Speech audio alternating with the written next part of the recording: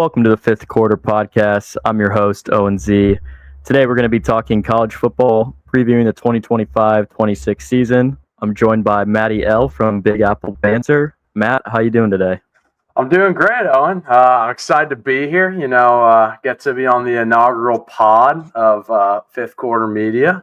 So, it's great. It's a great day to be alive. Always wonderful insight from MattyL. All right, let's get into the predictions for the different college football conferences. We'll start with the SEC, the big dog of college football. Matt, we'll start with you. SEC, what are your predictions for this conference this year? Yeah, so, as we know, the SEC is chock full of talent.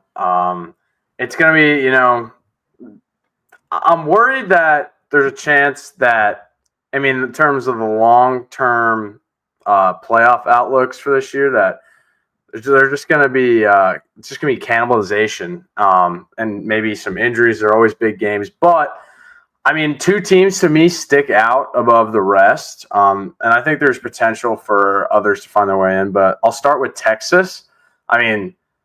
They're the AP number one for a reason. They're loaded. Their defensive line is terrifying.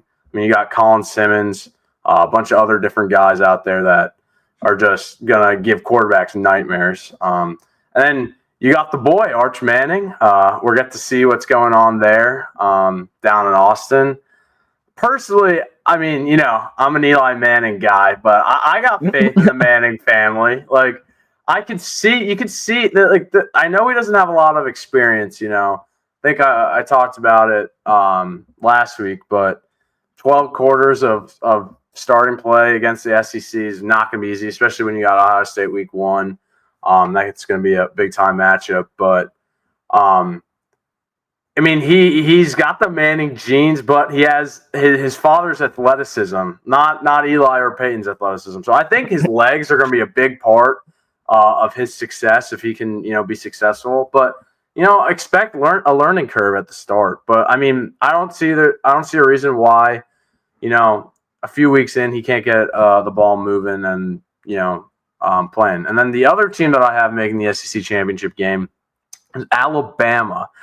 The reason I like Bama so much, I know there's a lot of controversy, at their quarterback position. You got Ty Simpson.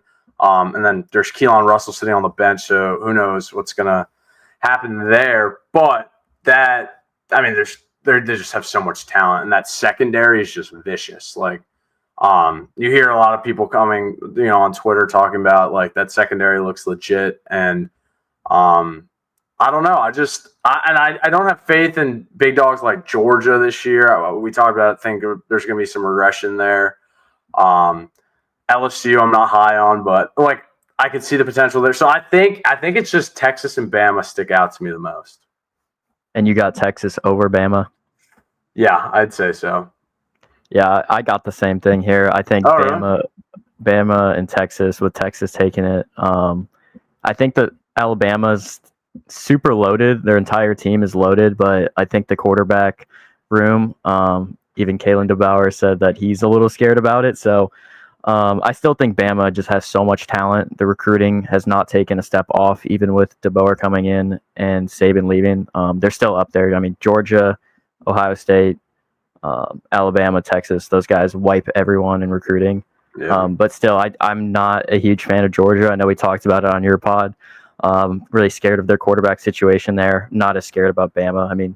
Simpson was a 5-star quarterback. He's been able to develop under that, and DeBauer has shown that he can really develop quarterbacks. So I love the Texas pick. I love the Bama pick, and I think Texas is number one for a reason, like you said.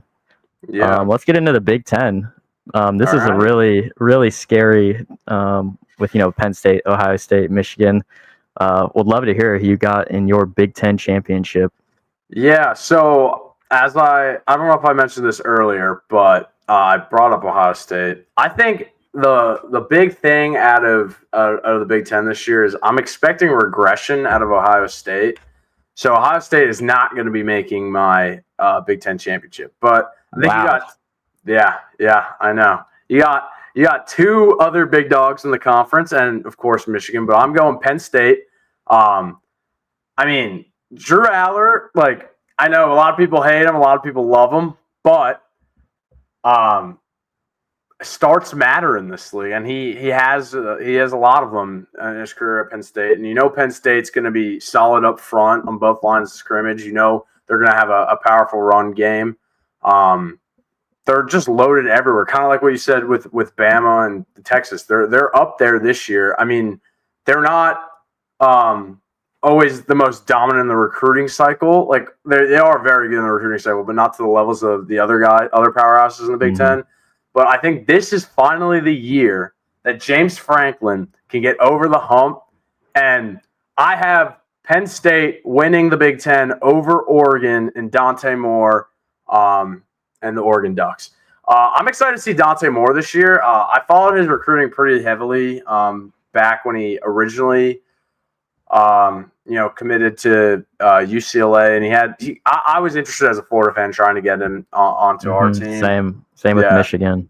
Yeah, so I think he's going to be, really good and have a chance to do some cool things. I mean, I love Dan Lanning, dude. Like Dan Lanning, we hired Billy Napier at Florida the same year that Dan Lanning was hired at Oregon, and I was, because granted, like I never really thought we were going to get Dan Lanning, but like I saw it was out there, and I liked that decision a lot more than Billy Napier at the time. And obviously now I'd rather have Dan Lanning than Billy Napier. So I think Nape's got it. Nape's got something cooking this year down in Gainesville. So, but yeah, that's what I got. Yeah, I like Penn State. Listen, I know me being a Kansas alumni now, Jesus. Our offensive coordinator, Coach K, went over to Penn State, and you saw how much Drew Aller progressed as a quarterback, and now him getting another year being surrounded by two weapons as running backs coming back.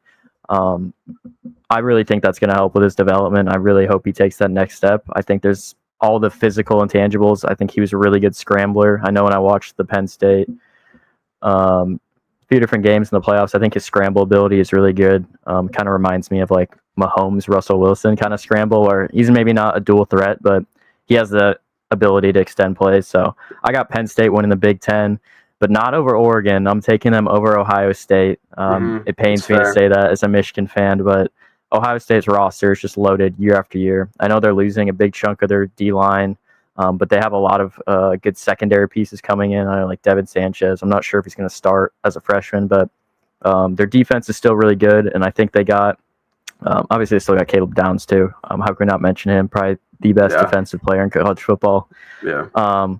And then obviously their O-line's always really good. I'm really curious to see how their quarterback situation will play out. I think they've really had like a veteran presence, and now they kind of just have a young gun going in there. So we'll see how Julian Sayin does. I mean, he was still a 5-star for a reason, so I think he'll be all right, and quarterbacks will thrive when you have Jeremiah Smith to kind of have the old faithful out there. Yeah, that doesn't hurt having him out there. I want to pose this question to you. Why do you think Ryan Day took so long to announce he was coming out at quarterback? Like, I feel like all signs pointed to it being Sayin, but like he didn't rule out anything till about a week ago. Like, what do you think the strategy there is? Well, I mean, one, they do play Texas week 1, so it's not like they're playing a cupcake week 1. They can announce their starter. Like, preparation is very important, especially in these week 1 games. It's similar to those bowl games. You see certain teams like Ohio State, when you have a few weeks and you have a really good roster and you can game plan for weeks, it just makes you that much better. And then also, I think it's just, yes, they have a lot of talent. Obviously, they have Sayin's a former 5-star. They have a bunch of talent at the quarterback position, probably the deepest quarterback room, I'd say, in the country. But I think there is some hesitation because you're taking over for a national championship. Obviously, at Ohio State, you always have high expectations. But, sometimes you can be neck and neck, or, the locker room could be partially for this guy, partially for that guy. So usually when it takes that long, it's a negative thing. But in this case, when you have a room that's that talented, it could just be that, the guys are neck and neck. And he really just has to drop a starter for the media to get off his ass. Yeah, that's fair. I mean, I have faith in Sayin. I'm so excited for that week 1 matchup. I will be having to watch the split screen between them and Syracuse, but it's going to be exciting. And I mean, you got to think. I mean, in terms of making their conference championship games, I mean, I know in our topic right now, it doesn't matter that much because it's it's record against your conference based. But in the grand scheme of the playoff, I mean, like this has to be one of like, if not the greatest week 1 game of all time. Like, I feel like on paper, it's insane. Like, plus like not just. Go ahead. No, I know what you're gonna say. Not just week 1, maybe of all time, the game. But like, you got so many different headlines. Like, is Ohio State going to be the same team that they were last year? Like, can they repeat? And I mean, I don't think so. I mean, obviously they can, but you got Arch Manning. I mean, you got Sark. Like, it's just two of the wealthiest brands in the college sports going head to head. I just fucking. Oh, sorry. I don't know if you care. No, you can say that. You can say that. I fucking hate that this is a noon game. This shit should be at night. Like, are you kidding me? Like, I don't know, man. But yeah. I mean, that's the big difference between the SEC and the Big Ten right there. Big Ten, their whole Fox partnerships. It's Big Ten kickoff, Big Ten at noon. Night games. Noon? Like, why though? Like, who wants to fucking watch that game at 12 o'clock? Like, well, you'd say that, and the night environments are better, but at the end of the day, the big noon games still get all the viewers. Like, you look at Ohio State and Michigan, and like it'll like the top 10 most watched games of the year. You'll see Ohio State and Michigan up there in like 4 of the different games. So I agree. Except if it's not Ohio State, Michigan, Penn State, or Oregon, like I feel like that big noon kickoff doesn't mean nearly as much as like. I mean, Fox and this is getting a little bit off topic, but like I'm not watching like the big noon kickoff show. I'm watching College Game Day. Like, yeah, I want to see that. Like that for me is what's partly like College Game Day is like one of the best parts of college. Like, it is an integral part to Saturdays in the fall. So I don't know. 100%. Yeah. Honestly, like the Big Ten kickoff crew is kind of a joke. Isn't Dave Portnoy joining the Yeah, you got Dave Portnoy, you got Urban Meyer. I think it's like Reggie Bush. Crazy cast characters. Like, I'm not saying that these guys. I mean, outside of Portnoy, I'm not saying that these other guys do not have crazy reputations. Like Urban Meyer, was a great coach. Reggie Bush is a baller, but like, it's just such a mediocre show. And like compared to Game Day. Like the energy with the crowds and everything, like the Big Ten kickoff, it's like a snooze fest for Grandpa. Yeah. Like, also, I don't know how it works. Like, I guess Big Noon declares it because they're both Big Ten, but like, I feel like that would have been so free for College Game Day to be that. But like, I guess probably Fox has priority to that decision. I don't know. Maybe they both go.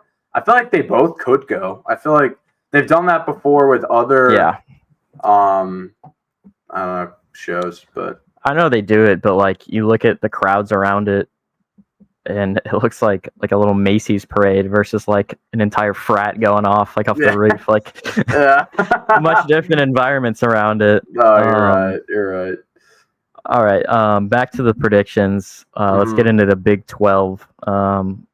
This is a very open division. I know, but week 0 just happened with Kansas State losing to Iowa State out there in Ireland. But even before then, I mean, Kansas State was the favorite, and their betting odds were plus 600, which, if you know anything about betting odds, that is like very, they're not a heavy favorite. So Big 12 was really up in the air.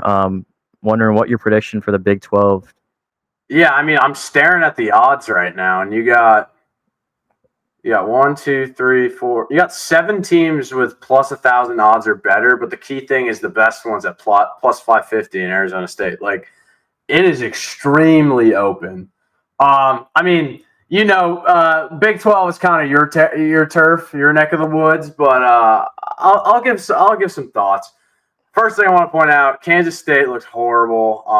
Avery Johnson, I don't know if you want to get into it, but with the whole thing with his dad and his brother, but I was extremely unimpressed. To be fair, them and Iowa State are playing on a week 0 game in Dublin. That field looked like a piece of shit too. Like, it didn't look like it didn't look fit to be playing in, but like that's not the Big 12 that I used to, know and love. Like, that was a low-scoring game. Like, I don't know. Like, Rocco Beck looked good, I guess, but I don't know. Neither impressed me. If I had to pick two, I know you mentioned it in our show last week on Big Apple Banter, but with Arizona being kind of – because they have to replace, Cam Scadaboo's production. It's going to be tough. I'm still taking Arizona State. And fuck it, I'll say Utah too. I'll throw those two. I mean, they're top three in the odds, both of them. But what do you got to say to that? Yeah, I mean, I, honestly, both of those teams aren't even in my top four. I know. Wow. I think maybe Utah isn't that crazy to say that. But I know I mentioned on Big Apple Banter, not a huge fan of Arizona State going into this year. I love what Coach Gillingham's doing over there. I love the way the program's changing, and I think they do got some real talent, and they're on the rise. And obviously, it's pretty easy to recruit to Arizona State location-wise, and some other factors that might be valuable to some 17, 8-year-olds coming in. But I'm actually taking TCU for this. I trust in Sonny Dykes. What he did with the squad 2 years ago. And I trust in their quarterback, Josh Hoover. So I think they have a lot of talent. It's really going to depend on how their offensive line holds up. I know that was kind of a weak point, and you need that to be successful. But I think with the transfer portal and it being TCU, I'm trusting in them. Their defense is really good. So just curious to see how their run game develops and how their pass blocking will do. But if they can, have 1,000-yard rusher running back and, not give up too many sacks a game, we're talking about a quarterback that's going to be a dark horse Heisman candidate and throw over 4,000 yards. So I got TCU winning, and I got them winning over Iowa State. Wow. Okay. I got another team that has a veteran quarterback with Rocco. I think they have a solid run game. It's going to be hard to replace two receivers that both ended up with the Texans. We're talking about Jaden Higgins, who also, just off topic, reset the rookie wide receiver in round 2, getting all these fully guaranteed money. But that's besides the point. I like TCU and the Horned Frogs going back to the playoff over Iowa State. That's that's bold out there. I mean, I guess Sonny Dykes has done it before. I don't know. Like, I look at Kenny Dilliam. I like him a lot. An interesting team here that I'm looking at, Texas Tech. Like, they got all the money in the world down there. There's a lot of hype surrounding them. I feel like they're either going to shit the bed, or they're going to be, fighting in the Big 12 championship. Like, what do you think about them this year? I understand that the talent influx that they're getting now with all the NIL money and oil money, but a lot of that is recruiting for the 2026 class. So guys that are seniors in high school right now that aren't on campus yet, and even some of the guys that they got in the past cycle that are now about to be true freshmen. Listen, they're not going to be able to make an instant impact right there. I know they got a great transfer portal class, and I think that is going to be where the majority of them's helped. But listen, like I mean, could you even tell me what Texas head coach's name? No idea. There's no proof in the pudding for them developing talent or them doing anything special. Don't get me wrong. I think they're going to be better than last year. I think they'll have a winning record, make a bowl game. I just don't see them as being an actual Big 12 contender, at least for another year. Yeah. Also, side note, surprise, Kansas wasn't mentioned at all in this Big 12 segment. What thoughts there, huh? Listen, I love my Jayhawks. I feel very proud and blessed to be able to work for Kansas football. As you see my background, the new booth is very awesome. Go to the first game there, and excited for it to be fully done after next year. But just got to be realistic at the end of the day. We lost our workhorse running back, Devin Neal. It's kind of similar to Arizona State losing Cam Scadaboo. I know they're maybe not the same player, but Devin Neal was a big impact. Our workhorse running back who got the ball produced probably close to 50% of our offense. But don't get me wrong. Now we got our offensive coordinator, Jim Zabrowski. He's a dog.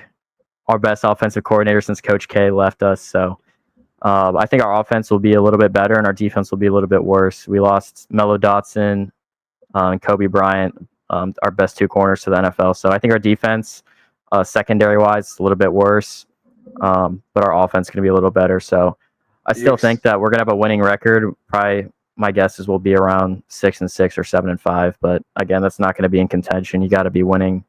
Probably got to go 10-2 in the Big 12 to win it this year, or at least be in the championship. Yeah, no, that's fair. I question about Kansas though. I tuned into their game last week, and I saw their backup quarterback. They seem to have a lot of hype around that guy. I'm blanking on the name right now, but Cole Ballard. Yeah, you think there's a chance that Jalen Daniels loses his spot? I don't think there's any chance, but he does have a history of injuries. He has a really unique back injury. To which some doctors don't even know what's going on. So 2 years ago, I was in Austin, Texas for Kansas, about to play Texas, really hyped up game. It's when we were like 5-0 or something like that. We're going against Texas. And literally like 20 minutes before kickoff, these Texas fans are telling us, hey, Jason Bean's starting for you guys over Jalen Daniels. Jalen Daniels is out. And we're like, oh, yeah, that's funny. You guys are like pranking us. Yeah, they weren't pranking us. No, he didn't play for the rest of the year, I don't think, and then he got injured against TCU, and he just had some injury history. So Cole Ballard is actually the son of Chris Ballard, the Indianapolis Colts GM. That's cool. But yeah, no, he was a walk-on. I think he's earned a scholarship by now. He played against Kansas State as a third stringer his freshman year. So true freshman, walk-on, starting against our rival. Had a pretty solid game. I think we lost by like a field goal. So it's a great backup to have. Great story. Only heard positive things about him. So, hopefully he can take the reins over next year. But we also do have a pretty good freshman quarterback right now. So hopefully he doesn't transfer out. But yeah, Cole Ballard, the legend. The legend. Yeah.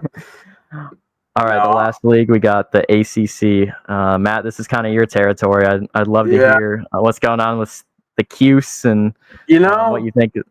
I was a bit down on Syracuse football last week, and then I thought to myself, what the fuck am I talking about? Syracuse, I think, maybe it's a bit biased poking through. The schedule's a nightmare. You got 5 AP top 25 teams. On their schedule, you got Notre Dame on the road, Miami on the road, Clemson on the road, which hopefully I'm going to now. That game would be sick. It's a Tennessee on a neutral site in Atlanta to started off on Saturday. Neutral. Oh yeah, good point. Yeah, Tennessee home game in Atlanta. It's filthy. I think if this team had more of like a Virginia schedule, you'd see. I mean, similar, obviously, what happened last year. Syracuse lost some like head scratchers. You lost to BC, you lost to Pitt. I mean, Pitt and Syracuse have a bit of a rivalry, so you never know in a rivalry game. But, you can't see those head scratchers this year if they want to compete and make a bowl game. And I'm thinking Syracuse over under is 5.5. I think Syracuse probably wins 6 or 7 games. I definitely think they make a bowl game, which is good. Bowl games are good for Syracuse, but I think it's going to be better with that schedule. I think they'll be able to do as much as they can with it, but I think you're going to see a little bit of regression from last year. But I'm hoping that they'll be able to build off that. I mean, they got a really good freshman coming in next year, 5-star wide receiver, the third 5-star in program history is coming in. So, Fran Brown's an excellent recruiter. I expect Syracuse to be on the rise. I mean, if they win a lot of games this year, I think there's a chance Fran Brown is out of town. We'll see. Hopefully not. No, yeah, I think Syracuse has a tough trek ahead. But if we're looking at the rest of the ACC, God, this conference is so up and down, man. There's some real shitters in this conference, and then you got fucking Clemson, Clemson has the talent to win the entire Natty. They have the chance to win the national championship. That roster is that good. 100%. I'm looking at. I'm gonna sound like I'm copying Josh Pate here. So I'm not going to say Georgia Tech and Clemson make my ACC championship game, but I think Georgia Tech's going to be really good. I guess I'll rock with Clemson and I guess Miami. I hate Miami though. Like Clemson has their betting odds are plus 110. If I was allowed to bet, I would slam the living shit out of that. Like Clemson's gonna steamroll this conference. Like no, there's not even a chance anything else happens. I mean, like Miami, Carson Beck sucks. Like he threw 3 picks against Florida. Carson Beck does suck, dude. Like he's overhyped. He's battling injuries out there, man. This guy's a warrior. He's not a warrior. He looks like freaking Sid the Slaw. Whatever. I can't. Hey, he gets more bitches than I do. Whatever. You heard it here first. We're gonna have to cut this. Anyways, Carson Beck, fumble the Cavender twins. He's gonna fumble his season away. Miami's good on the offensive and defensive line, but you lose Cam Ward, you lose Xavier Restrepo. I think this has Clemson written all over it. They have like friggin' 13 projected NFL draft picks on their roster. Like, I just think this is Clemson's year, and I mean that Clemson LSU game week 1 is going to be super telling. I think it's a super good week 1 matchup, but Clemson beats LSU. I mean they are home. Like I don't know if they lose a game this year. I'll throw that out there, but yeah, I'm with you. I mean, I think Clemson takes this pretty easily. I mean, their roster is just so loaded. I think they have projected 4 first-round picks. Yeah. I know their D line is just full of monsters. And then you got Cade Klubnik, you got a veteran quarterback, and apparently they got a really good freshman running back by the name of Gideon Davidson. So excited to see kind of how that happens. I think Clemson takes this division easily over Miami. Also, I like Carson Beck. I'm not as much of a hater on him as you are. I think he's. You can't convince me otherwise, but I'm also biased. Yeah, I think Carson Beck is really good. I think he has some injury history, but he's in a great spot. Obviously, I don't think he's going to be what Cam Ward is, and I'm not going to be a number 1 overall pick. But I think he can have somewhat of a similar output and impact on that offense. Obviously, he doesn't have the legs that Cam Ward does, but he can scramble pretty well. So I'm still going to take Miami in the championship, but I mean Clemson's just going to steamroll. Obviously, they got NFL talent. They'll probably have 13 to 15 players drafted, especially if they do win a national championship. Like you see, these teams get like 15 players drafted, so they are just loaded. And we've seen what Dabo Swinney can do when he has a loaded roster. Just is Cade Klubnik going to be a Trevor Lawrence? Yeah, we will see. I mean, I'm pretty sure Klubnik had 4,000 yards and like 40 touchdowns last year. Like that's crazy returning production. Plus, with all the other guys on their roster, like it feels like Clemson steamroll. I will say, I mean, Carson Beck, I don't like him. I didn't like him in the SEC. I don't like him at Miami as a Gator fan, but he's probably top 3. I think safely a top 3 quarterback in the ACC. Like without a doubt. I mean, I really don't know. I know Klubnik is probably going to be majority. Like I would say Klubnik's 1, Beck's 2 or 3, and then I mean you got some other guys. I mean, the ACC, man, it's such a joke of a conference, honestly. Like, yeah, there is positive years, like Florida State a few years ago before the Jordan Travis injury. If Jordan Travis doesn't get hurt, obviously they're gonna be way better than what they were in the ACC championship game and against Georgia in the bowl game. But they're still, I think, getting blasted off the face of the earth by any other team. But I don't know. That's my ACC take. I like that. Let's get into the week 1 predictions because this might be the greatest week 1 slate of games I've ever seen. Freaking good! I'm so fired up, dude. Like, we'll start. You mentioned Texas, Ohio State. This is the biggest game of the week. Who you like in this game? All right. So last week on our pod, I agreed with. Well, I won't spoil your position, but I was under. I like the home field advantage for Ohio State. The more I look at it, though, I love Texas. I just love Texas. Like I think the matchup to watch is their D line versus Ohio State's offensive line, because if Texas wins that matchup, like they're gonna make Saints Day a fucking hell. If you can get past that, if you win that battle, I think sky's the limit. I mean, you got to bank on Arch playing well, but there's just so much talent. I mean, there's talent on both sides of the roster. I'm starting to think it might be Texas's game. Yeah, the more I think about it, I feel the same way. The more I think about it, the more I want to go Texas. I know it is a home game for Ohio State, but having Julian Sayin his first real start at quarterback against Texas in that D line, and now that I come to think of it, losing Donovan Jackson, and who's their starting left tackle, who went to the Chiefs. Anyways, they losing their left side of their O line, two guys that were first and second round picks. So they're losing two stud NFL players on the left side of their offensive line against Texas monster D line. The more I look at that matchup, the more I'm going, oh God.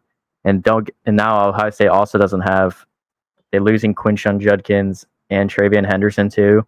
You don't have that running back to take the heat off. Like Jeremiah Smith is the only person where I look and I can say, all right, you can throw the ball to him. It's all reliable. But if they start doubling up on him, I know they got some other dogs around there. But the more I look at it, the more I want to go Texas. It's just, I know Arch doesn't have a ton of experience, but he does have experience. So I think it's going to be really, really close.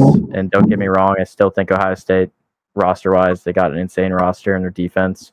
But having a new defensive coordinator and losing so many offensive pieces, the more I look at this, the more I'm taking Texas. Yeah, no, I totally agree with you.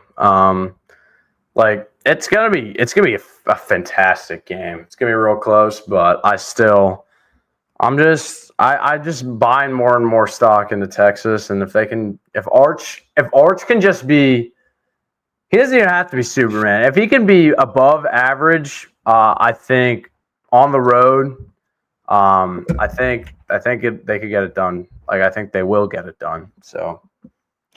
All right, second game. There's been a lot of social media banter between these two teams lately. Alabama at Florida State. Who are you taking? Dude. I'm not putting this out on the internet. I was about to say some crazy shit like the guy that fucking ate. Just keep it PG-13. Yeah. I think Florida State has a better chance of. I don't even know. There's no chance that there's no chance Florida State beats Alabama. Like there's not a shot. Like Thomas Castellanos can talk all the shit he wants. Like it's not fucking happening. Bama is too loaded in the secondary. They're too loaded everywhere else on that roster. Yeah, they have some questionable quarterback play. Any quarterback on Bama's roster is better than Thomas Castellanos, in my opinion. So I don't see it any other way. Bama by 50. Yeah, I don't think it's going to be Bama by 50, but I still think Alabama's going to take this one, even when it's at Florida State and you hear, whoa. That is the worst chant in all of college sports. Wow. Well, yeah. All right, next game for you. You got LSU at Clemson. Who you got? So, you got. Apparently, according to Brian Kelly Jr. or Brian Kelly said we got Death Valley Jr. This game taking place in Clemson, South Carolina. As we talked about, Clemson is just so loaded everywhere. I mean, LSU is loaded too. Don't get me wrong. You got Nuss Bus versus Cade Klubnik. Like this is going to be such a marquee matchup. I love it, but. I also am biased. I to be honest, I want LSU to win this game so that when Florida comes into the real Death Valley and plays them in week 3, that looks better for us. But I think Clemson wins this game by. I think it's a 1-score game or a LSU makes it a 1-score game last. I say 7 to 10 points. Clemson wins this game. Yeah, I'm also with you. I'm taking Clemson. The LSU losing streak of the first game extended 6 years in a row since back when Joe Burrow and Coach O were there. I'm taking Clemson by 2 touchdowns. Listen, I don't know what it is with Brian Kelly, but some coaches, when they have a ton of time to prepare, they come out and their team looks amazing. Other coaches, not so much. So as much as people are hopping on the Nuss Bus train, I really just don't think there's that much talent there. So give me Cade Klubnik and Clemson on the way to them going maybe 12-0 before this season starts. Awesome. Dude, I'm telling you, right, if I was allowed to bet, I would absolutely hammer the shit out of Clemson's ACC championship odds. Like, I think that's free money. But all right, let's bring it over to an independent at an ACC team. We got Notre Dame at University of Miami. It's a good game. I'm going Notre Dame. I hate all these teams. I hate Miami. I hate LSU. I don't think it's at Miami. You said, yes. Miami doesn't have a home field advantage, so it doesn't matter. Let me tell you something though. Something I just saw today is they sold 42,000 season tickets this year. They have gone on a full marketing campaign to turn around their horrible home field advantage. So, just want to mention that before you get into this. I think that's fair. I also saw tickets for Florida at Miami going for $13. So, like, I don't know. Marketing campaign my ass, buddy. Not you, but to Miami. Like, I don't know. Miami, the ridiculous thing for the people that don't know about Miami, like, their campus and their stadium are at least an hour travel ride away from, like, you have to take like 90 minutes to go from campus to get to the stadium. Like, and it's through traffic. Like, there's a reason that no Miami students go to the game. It's not because, Miami was kind of shit for a while. You know, they were really good in the 2000s, but like they're still a good athletic department. And like, there's a reason that their fans the students don't care as much as like other big time schools and the ACC, the SEC, the Big 10, the Big 12. Like, it's because of the stadium being fucking light years away. Like, so I forgot where I was going with this. Maybe they sold a lot. I don't care. I'm taking Notre Dame. I'm taking Marcus Freeman. I'm taking the national runner-ups. They still have a lot of stuff to figure out this year, but new quarterback. You got Jeremiah Love though. Give Jeremiah Love the rock 40 times. You're winning that ball game. Yeah, I think Jeremiah Love might rush for over 200 yards in this game, but CJ Carr, I don't think first like real game as a starter going on the road at Miami. It's hard. Like, and it's a week 1 game. This is when the fans really do pack in at the start of the year. So I'm taking Miami on this one. I think it's going to be really close. I believe Marcus Freeman is a great coach. I think Jeremiah Love is going to make CJ Carr's life a lot easier. But I'm going to take Miami by a field goal in this game. I like it. All right, next game. Your current employer playing against Tennessee. We got Tennessee versus Syracuse in Atlanta, Georgia, at Mercedes-Benz Stadium. Matt, what are your thoughts about this being in Atlanta first? Well, first of all, you picked a neutral site game. Yeah, as you pointed out, my dick and balls. That's not neutral site. Like, Tennessee is going to select. Tennessee fans travel too. Like. Syracuse, proud member of the Orange Nation now, but like they pack it in. People are passionate about Syracuse, but like, one, you're putting this, like, I don't know exact mileage, but I'd imagine within 300 miles of Knoxville. You're putting, like, upstate to Atlanta is a lot more difficult to get to. Tennessee fans don't have much going on anyway, so they got time to travel around. But Syracuse is 14-point dogs. I don't care. Give me the Syracuse Orange to have an upset week 1 in Atlanta. F Tennessee. I hate Tennessee too. We're talking about all of Florida's rivals right now. I'm taking Syracuse Orange. Steve Angeli leads Syracuse to the win in week 1. Fran Brown, everyone's staring at him, basically being the next coach that might jump ship and go to a better program. But I think Syracuse keeps it closer. I just don't have faith in Tennessee. Like, I don't see what other people see with this team being that good. They weren't that good last year. They lost Nico. Like, there's a lot of shit going on. Like, they lost Dylan Sampson. Like, I don't see the hype. I just don't. No, I agree with you. Not that Syracuse is going to win. I'm still taking Tennessee by 2 scores. But yeah, I don't think losing Nico is as big as a loss as I think people are making it out to be. Joey Aguilar, I think, is going to be a great quarterback for them. I just I don't know if he's going to be able to learn the system the way that quarterbacks like Hendon Hooker have, and even Nico to a little extent.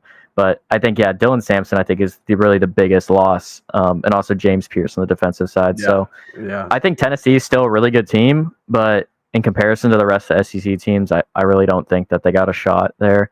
But I still do think that they have a lot more talent than a Syracuse. So that's why I'm picking them. And also putting this game in Atlanta, Georgia. What are we doing? Why has every single time there's like a Super Bowl, a Final Four, a college football playoff game, it's always in Atlanta? Like, can someone please tell me? It's like, you have all these conferences in like Indianapolis and stuff. Like, no one wants to go there.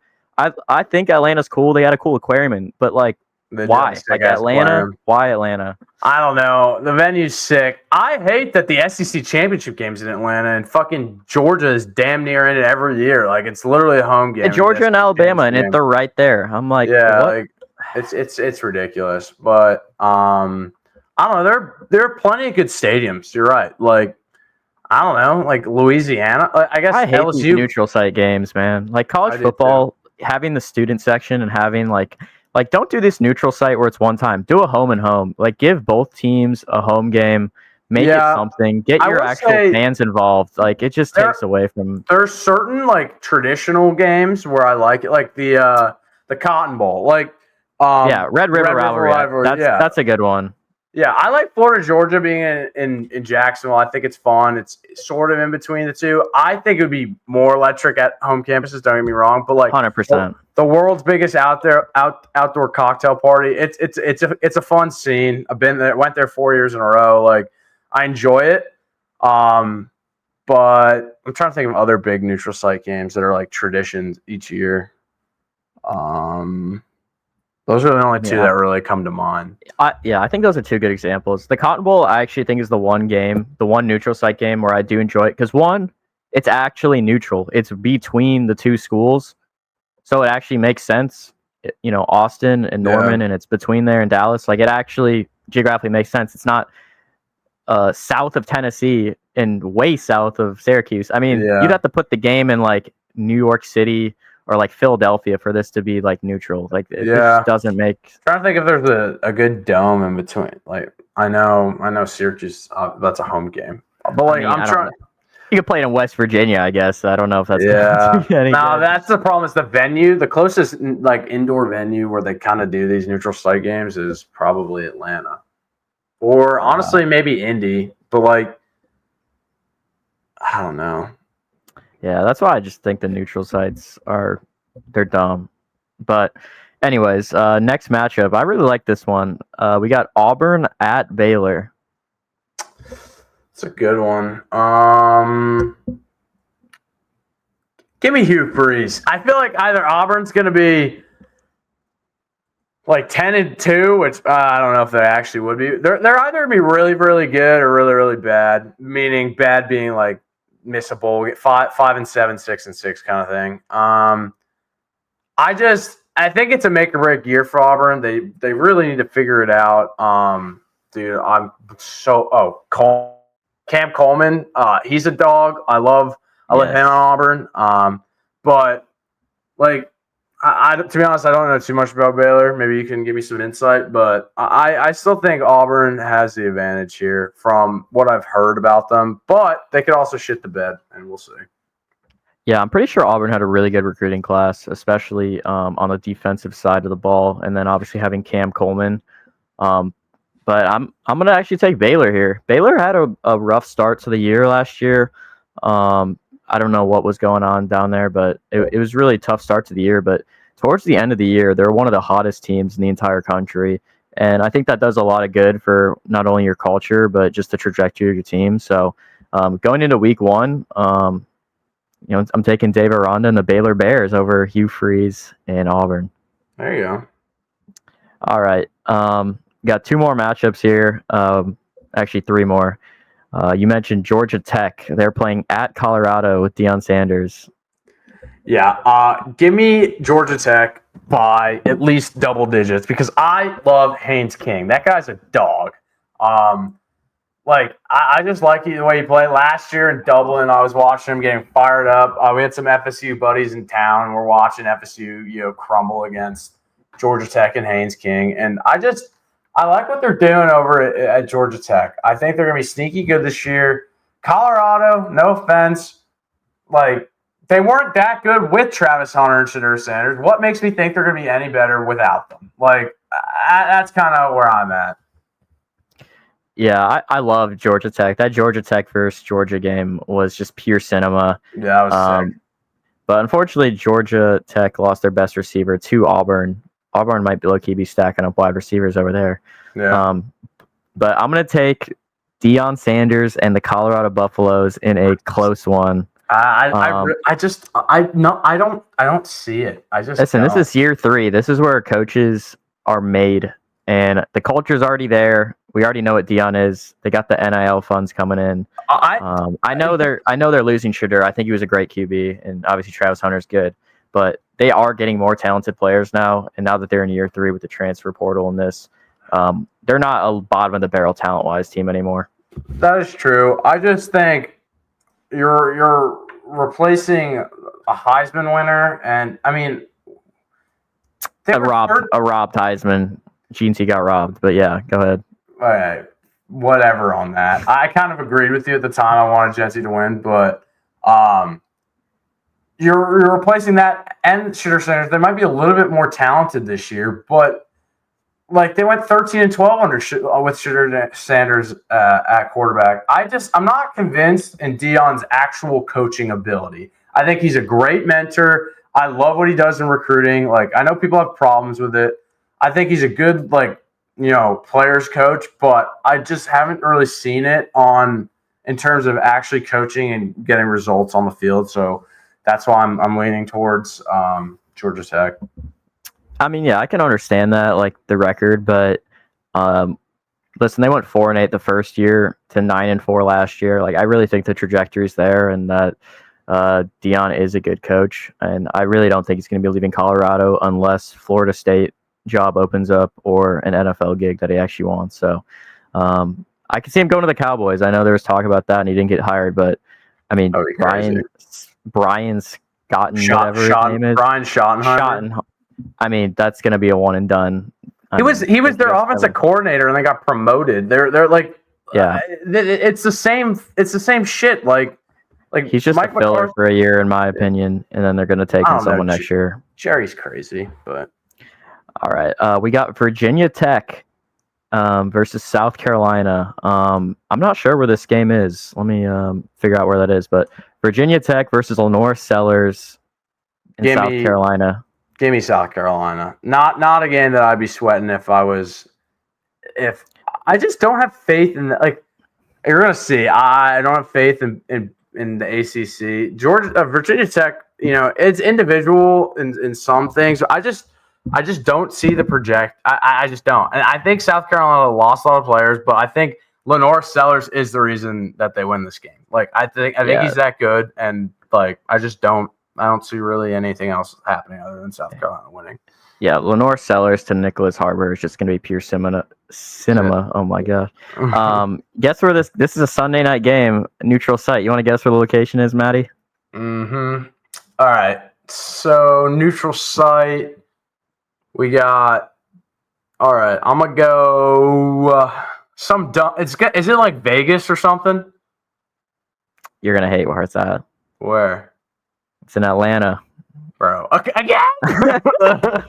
Dude, what is this? They're really hosting back-to-back? That's fucking wild. Yeah, you got a Saturday game with Tennessee and Syracuse and a Sunday game with Virginia Tech and South Carolina. Is it the Affleck kickoff still? Are they? I think it is. Because they're both Affleck kickoff, and I guess they'll probably just repaint the end zones. I guess it's doable, but yeah, That turf crew is going hard. All right, last week one prediction. Probably the most interesting game, especially coming from me, who is a Patriots fan. Bill Belichick in the UNC Tar Heels facing TCU, my Big 12 favorite. Matt, who you got in this one? I don't even know, dude. Like, there's so much stuff surrounding Belichick at UNC. Like, I'm wondering if it's going to be a distraction. This is a big game for you as a Patriots fan. I know you just said that, but, like, I'm realizing even, how much more as a Patriot fan and as a Big 12, fan. I don't know. Bill Belichick, will his style, work in college? I mean, I guess, but like I think it would have worked better back in the day, like Urban Meyer style, because he's hard on his guys. But with the NIL and everything, like once players, if he doesn't have a great year one, I think regardless of how him being the greatest NFL coach of all time, I don't think players in this age are going to want to deal with his bullshit, to be honest. Plus, I mean, like you got the whole thing with his girlfriend Jordan. I'm blanking on her last name. I'll trust your ball knowledge. I'll roll with TCU. As much as I said TCU is going to win the Big 12, I'm taking North Carolina here. Dude. But just to keep this in mind, this is a non-conference game, so this will not affect TCU's Big 12 record, just to put that out there. Yeah. But here's the reason why. I still think this is going to be a really close game, and if TCU won by 3 touchdowns, it wouldn't surprise me. But Belichick is known for his preparation. Every player, you'll hear Tom Brady glazing him, that his preparation is excellent. No one prepares as well as him. And when you have a whole offseason to prepare and make a 21-year-old quarterback's life hell, I think the scheme on defense, the blitz scheme he's going to run, is going to be unreal, and he is a really good secondary developer. I mean, he's always turned these undrafted corners into stars. So that's why I'm taking them. I think he's just going to make Josh Hoover look, a little mediocre in week 1. Don't get me wrong, Sonny Dykes is a great coach, but you give Belichick that much time. I think he might have, they might be storming the field. I don't know if North Carolina does that in football, but they've had a rough few years. So yeah, ever since Drake May left, it's been rough. I guess it's only been 1 year, but yeah, I'm gonna take North Carolina in a nail biter. I mean, this might be a game where it's down to the last play, but yeah, that's it for the week 1 predictions. Now we're gonna talk college football playoff. We're each gonna pick one team where we think one team that's gonna make the playoffs and one team that's gonna miss the playoffs that maybe a lot of people don't feel as strongly. So Matt, we'll bring this to you again. Who's going to be your hit? What's one team that you think is going to make the playoff that might be on the fence or maybe an underdog? Yeah, no surprise here. The Florida Gators. How you doing? Like this team, man. Let me get going again. Why don't I? You could name a position on the field. Florida's got it. I mean, the depth. I think they got a lot of young potential. The defensive line depth's really good. Offensive line's great. You got DJ Lagway, who has the potential. I don't think he's there yet. I think he has the potential easily to be the best player in all of college football. Like he's 6'3", 240. People forget that he can run the ball because he didn't run a lot last year because of his hamstring injury. But that man can move. He can sling it. 98 throw power, most throw power in all of college football. 26. How you done?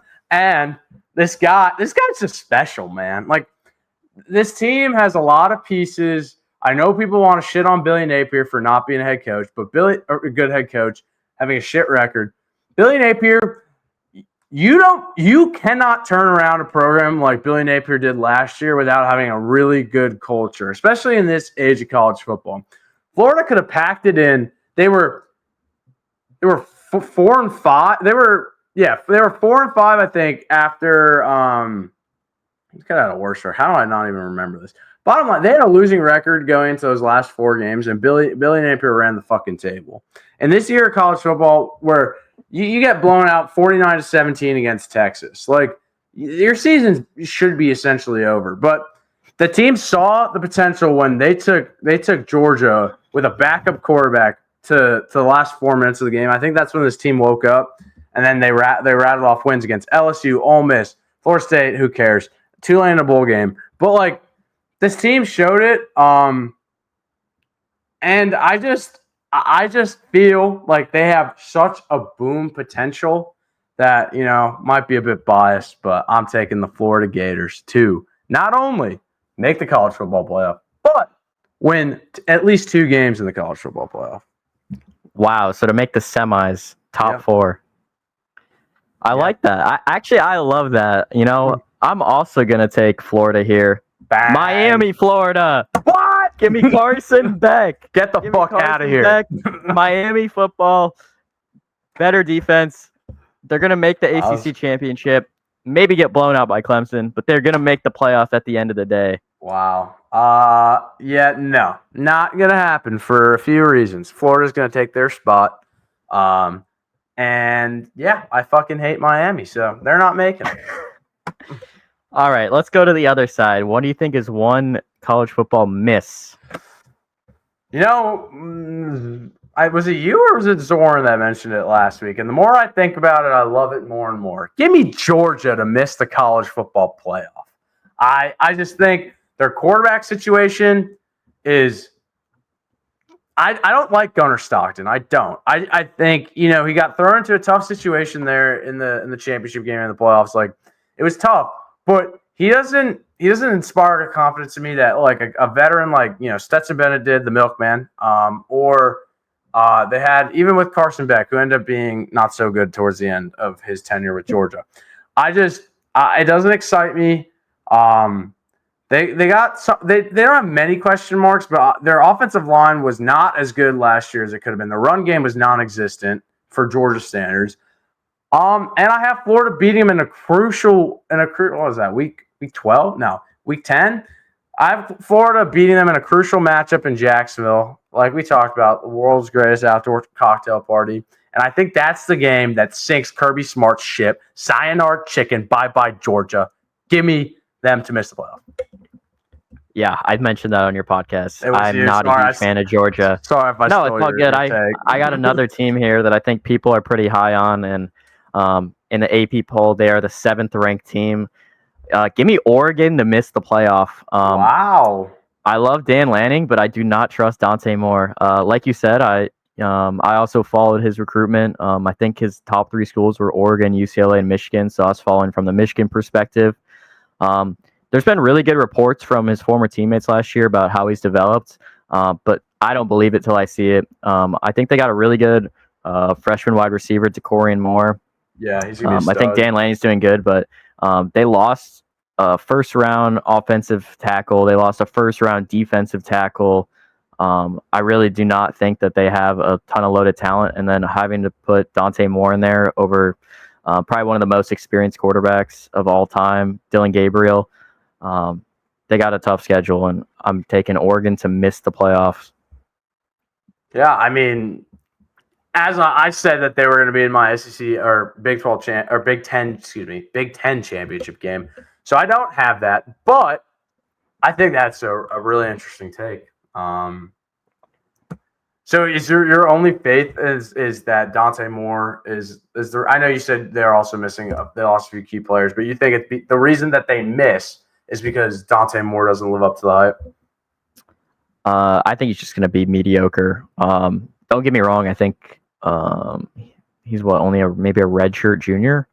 So he will have another year after that, and I think the development in that system for another year will tremendously help him. But I think like just this year with the buzzsaw they have to go through, it's going to be very difficult to try to compete with the Michigans, the Penn States, Ohio State. Like, it's just a very difficult conference, and the losses are going to pile on. I don't think they're going to lose in Iowa against Nate Dogg's Hawkeyes. That was an outrageous take. But yeah, let's dive into the Heisman. Something we kind of haven't talked about a ton, but we'd just love to hear who you think is going to win the Heisman this year. I feel like it's a very open Heisman competition. I mean, for me, the more I thought about this, my take last week in my bold prediction segment on our pod was Lenora Sellers wins the Heisman, but South Carolina misses the playoff. I don't. That was a bold take for a reason. I think Cade Klubnik is my guy that I have winning here only because. I mean, not only because. I mean, he's a good player, but I think they're going to steamroll through the ACC. I think there's an actual chance they go 12-0. I think he had 4,000 yards and 40 touchdowns last year. I think he could be at anywhere from 42 to 44. Maybe 4,500 and 45. I think it could be a monster year with a weak ACC. I think he has his name written all over that trophy. No, that's a great prediction. I think on my list he's probably my second most favorite, just according to me. Mm-hmm. But I'm going to take Jeremiah Smith. I know I'm wearing a Michigan jersey right now, and I hate Ohio State. And as he said that he hates Michigan, but he's just such a freak athlete. I mean, having that kind of impact and winning a national championship as a freshman. He's also the clear-cut number one. I don't think their wide receiver room is as stacked as it's been in the last few years. Like Carnell Tate is the wide receiver 2. Don't get me wrong, he's a great player. And Brandon Inniss, I believe, is the wide receiver 3. But we're not talking about a year where you have Chris Olave and Garrett Wilson and Marvin Harrison Jr. and all these. I mean, Jeremiah Smith is the clear-cut number one. He's had a year to develop with Julian Sayin. And Julian Sayin, not having those two running backs, having a kind of a shaky offensive line, maybe. I think their offensive line will be fine. But Jeremiah Smith is basically a veteran presence as just a sophomore on this team, and he's the old reliable. So I think he'll have a Devontae Smith-like year. And with all the different quarterbacks that are involved, I think a wide receiver wins the Heisman for the first time in a few years. You know, it could remind me a lot of Jamar Chase's sophomore year at LSU. 100%. That's the only thing is, comparison. Yeah. The only thing is, he won't have a Justin Jefferson on the other side like Chase had. And Chase had damn near, what do you have, like 1,800, 1,900 yards, something like that, something crazy. He had 17 to 1,900 yards and 20 touchdowns. Like, I think I could see that 100% if Julian Sayin is what he can be. I think if they just give him time in the pocket, if he can just get 3-second dropbacks. Jeremiah Smith, one jump ball freak, which helps on any 50-50 ball turning into like an 80-20 ball. But then also like the touch and goes. If they can get any of the safeties to biting in, if their run game is working at all. It might be difficult against a Penn State or a bigger team like that, like a Michigan with a good D-line. But any team that they can start running the ball down the throat. I mean, Jeremiah Smith's going to go for like 200 yards a game on those teams. Yeah. Ohio State can't afford for Jeremiah Smith to have that the semifinal performance that he had in the college football playoff. Like, they need to get him the rock. They need to design plays for him to get him the rock early and often. Like, I think they won't have a problem with that. I will say, interesting thing is it's Brian Hartline's first year in the offense, first year calling the offense this year. So I'm interested to see what's going on there. We know he's a phenomenal wide receiver coach. We know that even last year they won the national championship. He was the offensive coordinator, but he wasn't the play caller. So I'm interested to see what's going to happen this year with that. Yeah, actually, a few years ago, he was like promoted offensive coordinator, and then they demoted him, and then he started interviewing at other places. So I'm really surprised that he stuck through with Ohio State this entire time. Yeah. But if he's successful as an offensive coordinator, it's only a matter of time before he's a head coach somewhere. Absolutely. And another thing that haunts me to this day, not that it really, because there was never that much of a hype around it. Like, it was a Ohio State lock all day long. But like, Jeremiah Smith and DJ Lagway were almost part of the same recruiting class. Like, just imagine that duo down in Gainesville. Like, that would have been disgusting. Like, I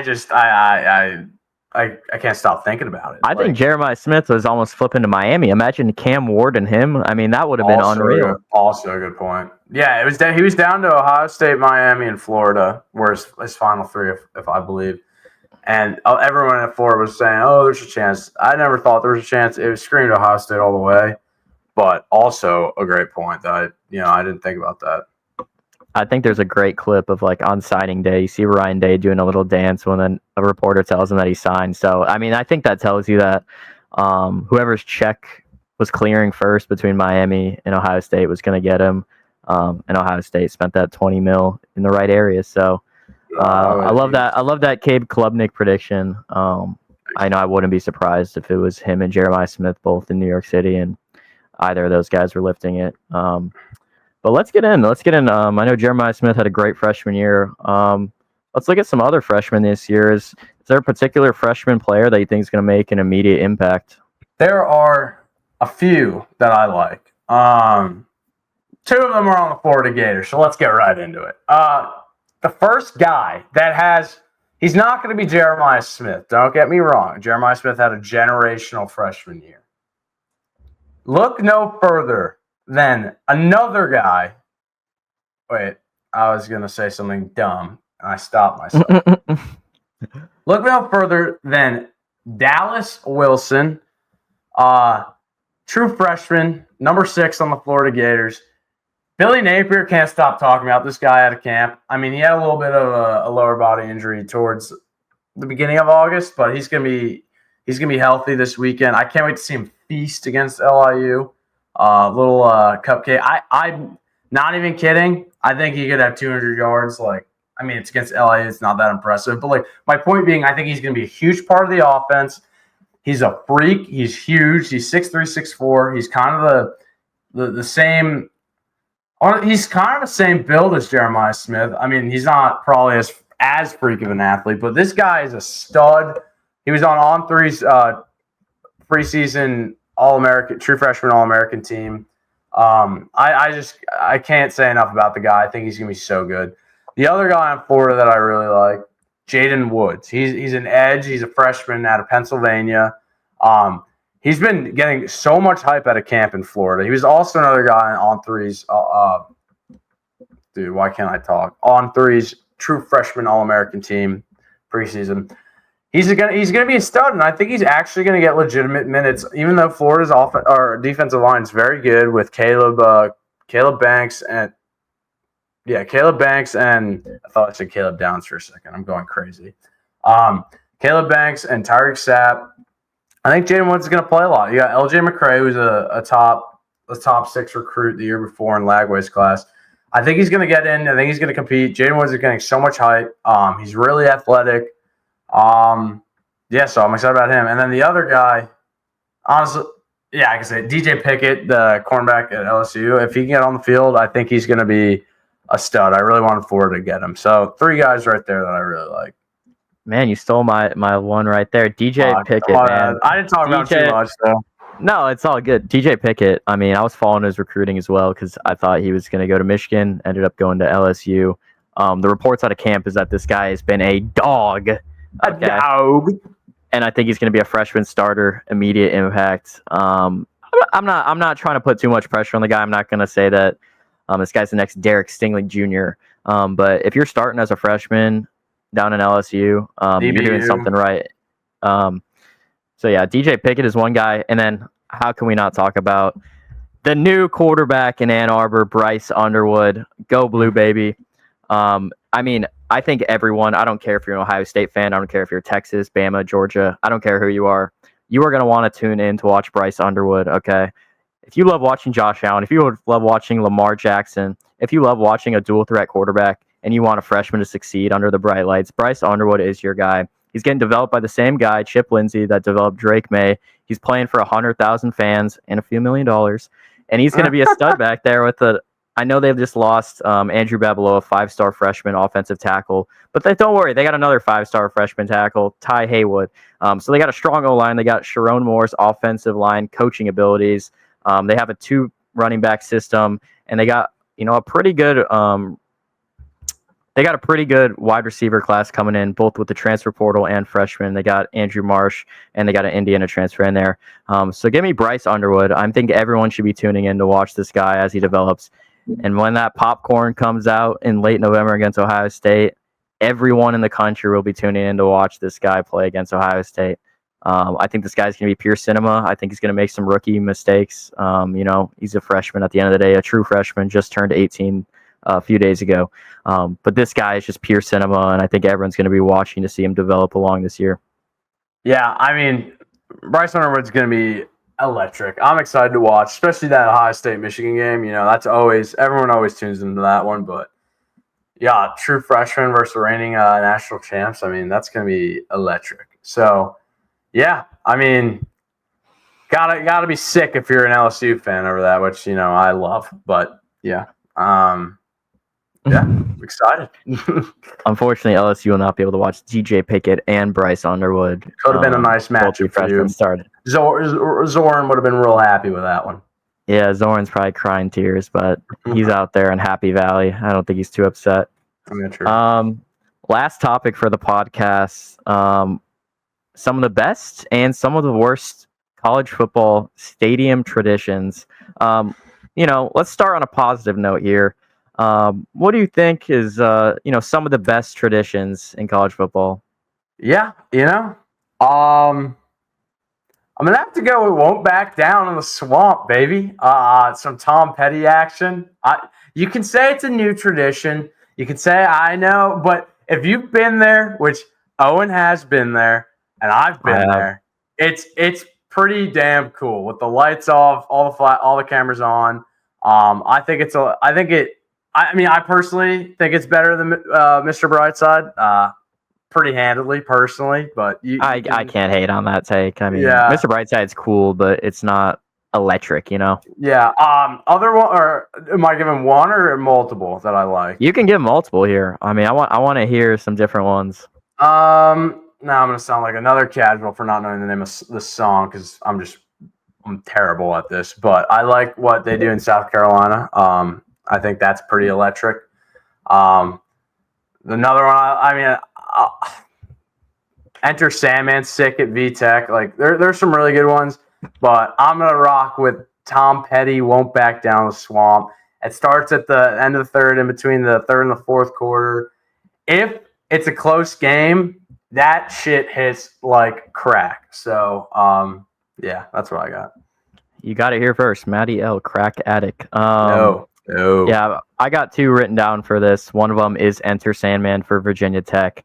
When you see when I think it was coming out of COVID, the first home game was Virginia Tech, and they do Enter Sandman. I mean, it literally gives me chills in my body. It's that electric. You see an entire, probably like 30 or 40,000 fans all jumping up and down. I mean, hell of a concrete engineers over there making sure those stands can stay up with that many people jumping up and down. But it is just electric for a team that is really the opposite of that. My other one is Matt's not going to like this one, but the Florida State tomahawk chop. That shit sucks. Anyways, I think that is one of the coolest. I think it's been going on since the 80s, and then the Kansas City Chiefs blatantly copied it and took it over in the 90s. Classic Chiefs move right there. Just stealing something else. I won't lie. Yeah.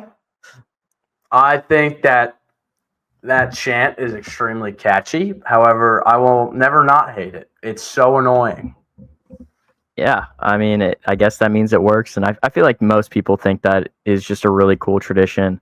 They haven't really bought into all this cancel culture and stuff. They kept the guy running on the horse through it, doing the spirit midfield. I think just all of it together is the coolest tradition. But let's get into the worst. Matt, I'd love to hear.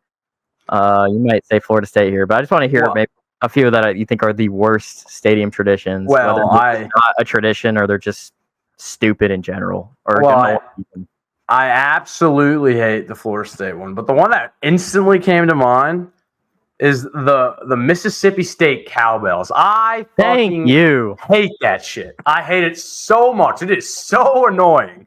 Like there's no chant. It's like an artificial noisemaker. Like it should be illegal. Like I hate it. It sounds annoying. It's stupid that they get that advantage of the bells, and it's not even like cool. Like there's no chant. Like it's just the bells, and I hate it. That was my number one worst college football tradition of all time. That was easily the worst. It's, again, like you said, it's an artificial noise. There is no tradition there. It's just, we use bells because the opponents hate it and it's loud and annoying. Yeah. Sorry, Florida State. There's something with their. You guys are the Bulldogs. There is. how does a cowbell have to do with a bulldog? Okay, what does a cowbell have to do with Mississippi, the state? What does it have to do with your school's tradition? No, it's just a noise maker, and you sound like an asshole. Fucking da-da-da-da-da-da. Yeah, it's so dumb. It is so dumb. The other two that I got Howard's Rock and Clemson. This one might be very controversial, but I think the Howard's Rock and Clemson. That is really controversial. I think the Howard's Rock and Clemson is pretty just. How do I say this? I think the Howard's Rock and Clemson is just a lame tradition. I mean, you touch a rock that I looked it up. Like, there's really little significance to it. I think it's like a former coach. It was like to motivate the players. Okay, so you touch a rock and you run down a hill. No offense. I don't care if it's painted gold or not. You're touching a rock and running down a hill. Everyone's struggling to run down the hill with their cleats and everything. You got cheerleaders falling. You got Dabo Sweeney running. He looks like a 4-second 40-yard dash. This might be one of the stupidest traditions in college football. I get this stadium is a memorial, and that's cool. You know, there's some tradition. There's like the war. You know, you're tributing to them. But this rock has no significance. This is like when you wanted a puppy as a kid, and your parents say, "Here's a pet rock." I mean, that is the equivalent to this. I think the rock part is really dumb. I'll agree with you there, but I enjoy laughing at Dabo Sweeney absolutely book it down that hill. And then he continues to the midfield. It's so funny. That's why I think it's controversial. I think there will be some people that will definitely agree with you there, but I just think it's a classic at this point. I know some Clemson fans might come for my head when I clip that, but one last one I got here is the T run of Tennessee, where they run through. I agree. That is stupid.